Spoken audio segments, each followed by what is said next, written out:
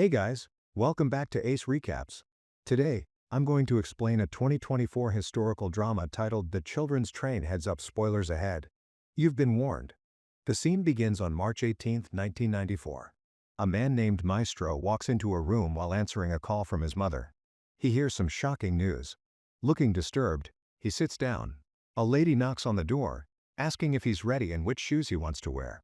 Seeing him tense, she asks again what happened. He responds that his mother has passed away and tells her not to worry about it. As he heads backstage to enter the stage, he hallucinates a boy standing in front of him.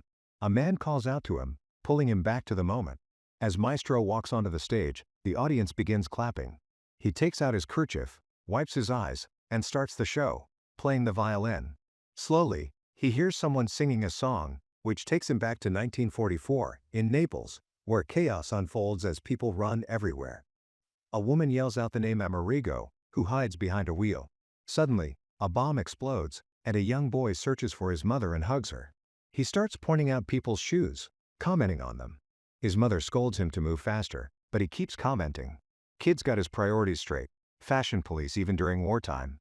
They're called inside, and the boy teases the woman at the entrance, saying she has a hole in her shoe, then runs off. His mother buys him a pork rind, explaining that he's grown up now and times are tough. As they walk, they hear people claiming that Russians are taking over 200 children. A woman accuses Amerigo's mom of selling her son, and they argue before walking away. Two nuns appear, saying children belong to heaven, which angers Antonietta, and she walks home. Amerigo asks if they can go to his father, but she replies that his father will come back. Later, a man tells kids that women and wine are the same and hands them money before entering Antonietta's home. He asks for 2 bags, flirts with her, and asks for coffee. He talks to Amerigo about going to the Soviets.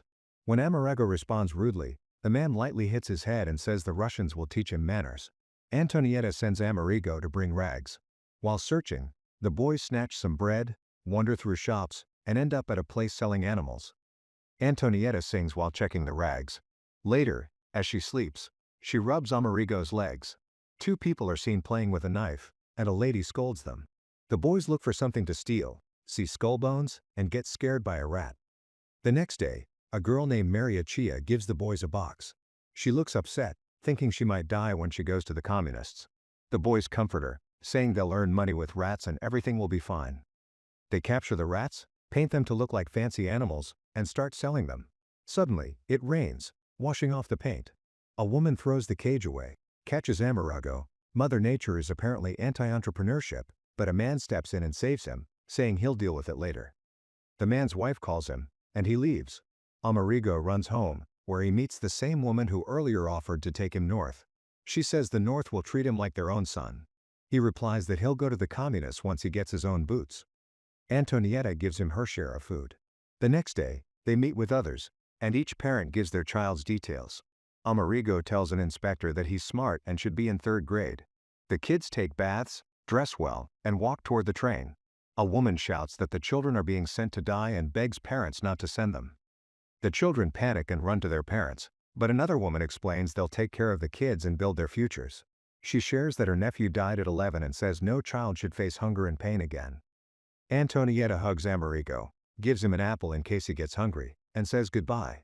As the train moves, Amerigo throws his jacket to his mother. He suddenly remembers their jackets had numbers to identify them. A man comes and writes numbers on their hands. Amerigo worries about his shoes being stolen. A lady gives him a shrug. He wonders how long the journey will take. While he sleeps, his mom removes his shoes and rubs his feet. He wakes up while everyone else is asleep. In the morning, they see snow and admire its beauty. They arrive at their destination, where people greet them with flags. At lunch, the kids think the food is moldy and poisoned, but a woman takes a bite to assure them. Everyone then begins eating. A woman offers candy to Maria and tells her not to be scared. 2 boys pretend to be brothers so they'll be placed together, but someone warns that the Northerners will find out quickly. Amerigo is the last child left. Derna hesitates but ends up taking him.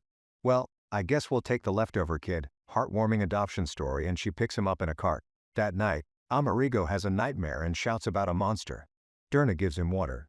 He asks her to sing, but she chooses to read instead. As she reads, he falls asleep. The next morning, they go out to fetch milk in the fog. A woman puts a sweater on Amerigo. Dirna introduces him to her brother and nephews. Lucian gets upset because Amerigo wears his sweater. Dirna's brother welcomes Amerigo. They follow Sunday chores. Revo shows him around. Amerigo checks on cows and hens, plays with a baby, but eats something he finds, and Lucian calls him a thief. Amerigo falls and hits the crib. Dirna cooks while Amerigo walks in. She talks about not knowing how to parent. Amerigo says his mother wasn't good at it either. The next day, the boys carry wood. Amerigo asks why Dirna wears black. Revo explains she mourns a communist hero who blew up a German outpost and was dragged by fascists through the town. Amerigo realizes the food he found earlier is gone and runs off. A woman holds him and asks to show the recipe, scaring him. He runs into the woods, chanting that he doesn't want to go to the oven. Dirna finds him. He asks if they're going back to Naples. She says he'll go home when the sprouts in the field turn yellow. She takes him to school. He doesn't want to wear a skirt, but Dirna takes him inside.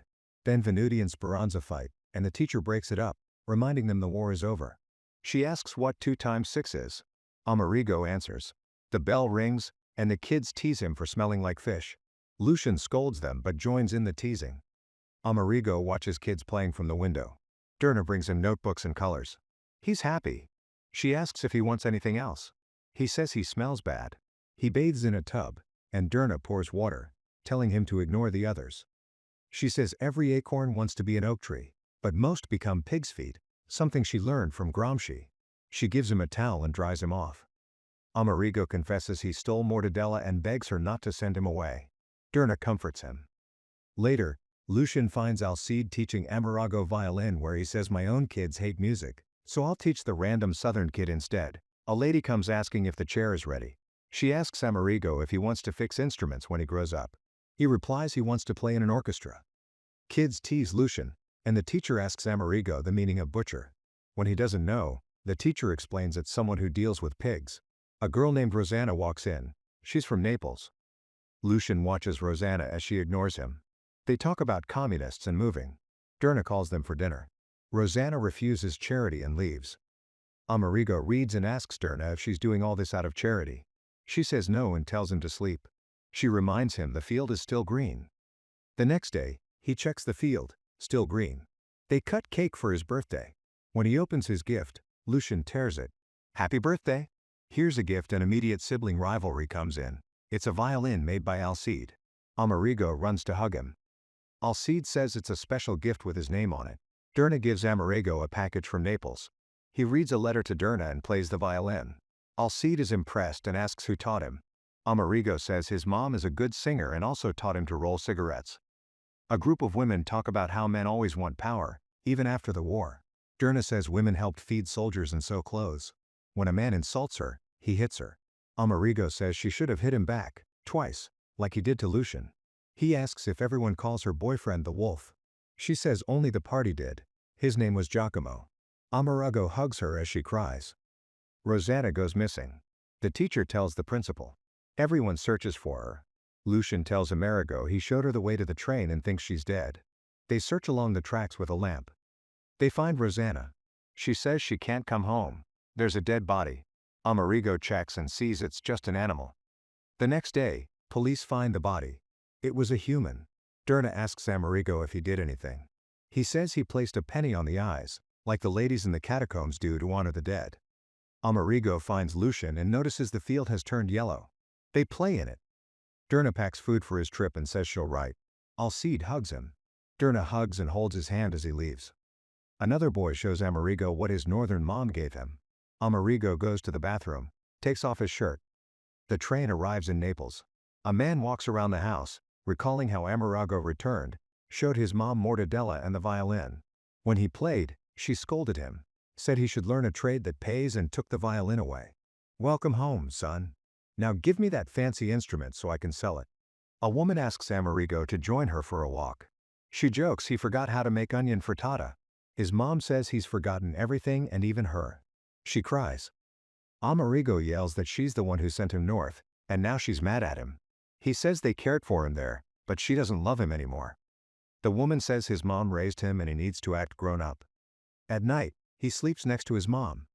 The next day, kids talk about northern moms sending gifts. Amerigo receives nothing. As he eats, He asks if his mom checked with Madalena about any package. She dodges it. He asks again and walks off, angry.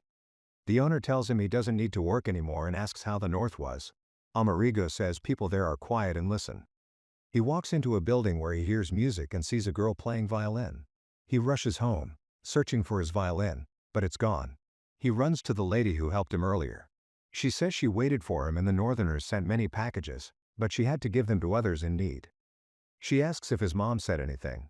She offers to help write a letter, but he runs away, crying. At home, his mom asks why he's sitting quietly. He asks about the violin. She says it's for people with money. She pawned it for food and groceries. When he calls her a liar, she slaps him. At midnight, he wears a jacket and leaves for the train, pretending he's with his parents. On board, a woman asks where he's headed. He says his mother died. The train begins to move. The grown-up Amerigo checks under a bed and finds a violin and a receipt showing the loan was repaid. He begins to cry. Derna spots someone from afar. It's Amerigo. They run and hug. Amerigo hugs his mom and begins to sing. Don't forget to subscribe and turn on notifications for more amazing videos. Thank you for watching.